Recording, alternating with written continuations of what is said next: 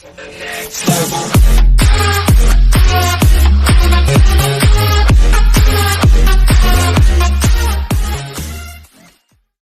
Island threatened by bad tourist behavior.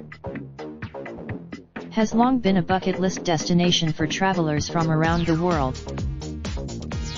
But the very thing that keeps the island's economy going strong may be the thing that ultimately causes its ruin: mass tourism. Recently, a spate of bad behavior by travelers on Easter Island, which is famed for its enormous statues known as moai, has spurred new conversations about how visitors to the island should behave. Specifically, a new trend of photos where people make it look like they're picking.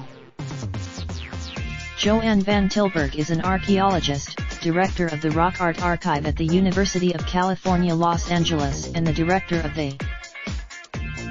Although her life's work has been to protect and study the moai, these days she's focusing more on educating the hundreds of thousands of people who visit Easter Island on how to behave properly on a personal level as well as an environmental one.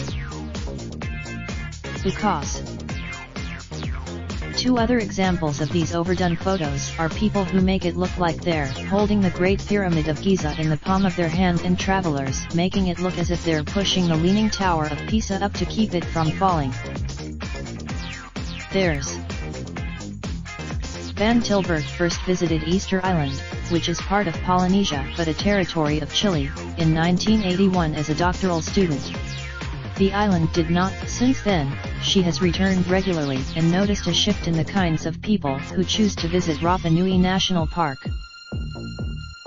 In the 1980s, between 2,000 and 5,000 travelers per year came to Rapa Nui National Park.